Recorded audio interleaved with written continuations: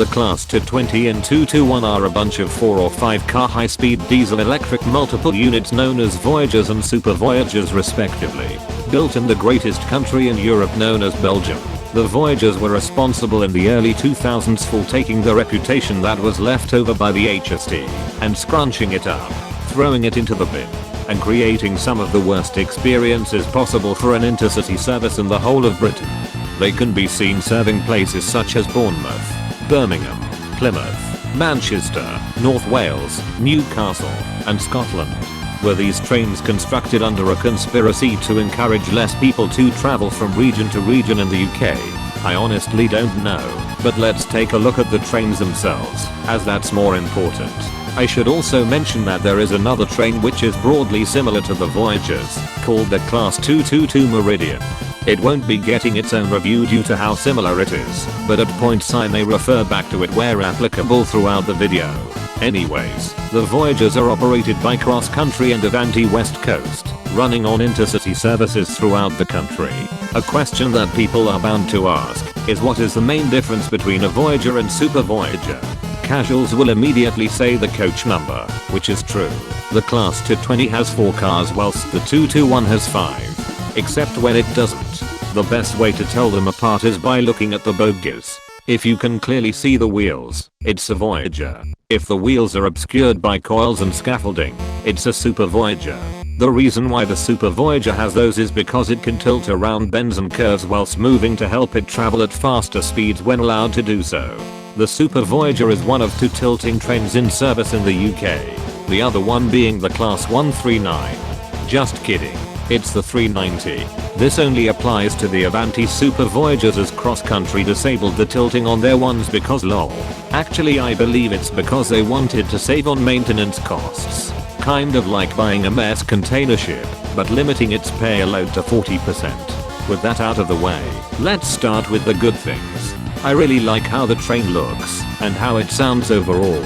Both at speed and whilst stationary, the Voyagers to me are a great sounding train. I also appreciate these displays on the outsides of the coaches. They are more vibrant than the likes of the IET, and give you the right amount of information that you need up close. Very nice indeed. The same applies to the Meridian, though I do prefer its looks and liveries just a little bit more. The Voyagers are fast. Really fast. Easily some of the fastest accelerating diesels in the UK. This is helped by each coach having its own engine, and it being a diesel electric, which means the power from the engine is sent to a generator which in turn powers traction motors. This is opposed to the norm where the power is sent mechanically or hydraulically. It can be seen as a more efficient way of transferring the engine power, but other than that, doesn't mean much to the average passenger. Now that I've told you the good things, it's time to explain why the Voyager is a candidate for being one of my least favorite trains currently running in the UK. Let's get the elephant out of the room first. 4 and 5 car trains being used on stupidly long intercity services is not a way to get my approval. Much like the IET, the Voyager adopts the principle of more trains with fewer coaches, which just means fewer coaches, and of course, the Department of Transport are blissfully unaware of this bit of information. Once in a blue moon you will see a pair of Voyagers running in multiple, but it's so rare that you have a better chance finding a shiny Sylvian in real life than actually witnessing such event. You would think on the other hand that the 222 would fare a bit better with its 4, 5 and 7 car formations, but no. Whilst the services it runs on aren't nearly as long, they happen to have a stupid first class to second class seat ratio. Is there really this much of a demand for upper class scum from the likes of Sheffield? I could understand Winchester, but Sheffield? Really? As we look through the interior, we can see that the designers made an attempt to have the seats be mostly aligned with the windows. Better than the 390 at least. The 2+2 seating arrangement in standard class is passable, and honestly, the seats aren't too bad to sit in as they have a good amount of padding and legroom.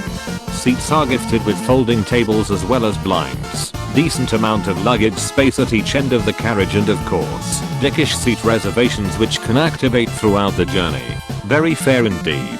The information displays are also quite basic and leave a lot to be desired in terms of what they tell you, clearly awaiting some form of refurbishment. They scroll fast at least, but again, the Netherlands says hello, and so does Belgium.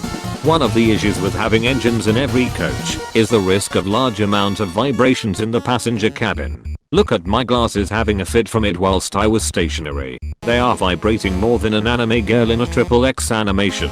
Also, for some reason, I noticed these button selectors in between the seats. I don't know what they do anymore. Maybe give you a direct connection to the SCP Foundation, perhaps. Each toilet on the Voyager and Super Voyager is of the large disabled kind, which is a rare thing for trains in the UK. Typically there would be one large toilet and another smaller cupboard disguised as a toilet. Not to say I object, at the very least, they are big enough for the chunkiest of units to utilize. The downside is that they take up a lot of space, making the carriages feel very constricted near the doors.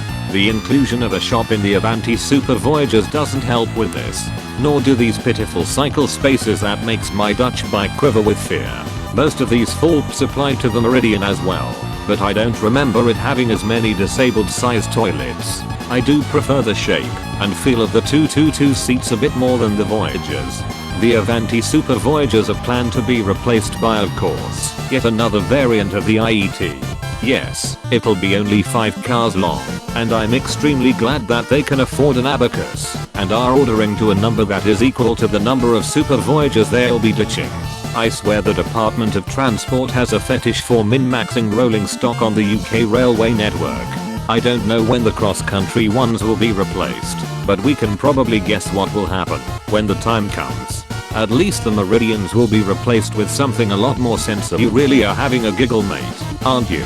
Conclusion. As you can probably tell, the Voyagers are some of my least favorite trains in the UK. Contrary to what it seems, I didn't want to dislike them. I really enjoy how they look and sound, and they stood out to me when I rode on one from Reading to Bournemouth back in the early 2000s. I simply cannot stand the number of coaches each set has, and how often I was squeezed in by the overcrowding. With the services it runs on and the ever-growing passenger numbers, they really should be 7 or 8 cars long at the least. There's a reason why the German Ice 4 was expanded to be 10 and 12 cars long. It's one thing to be grateful that your train turned up, but it's another to be grateful that it wasn't cancelled because someone fainted from the crowded and borderline inhumane traveling conditions. Once these trains go out of service, I will vigorously campaign to make sure none exist to be saved for preservation. Scrap for the scrap god. Now you know my thoughts on the Voyagers.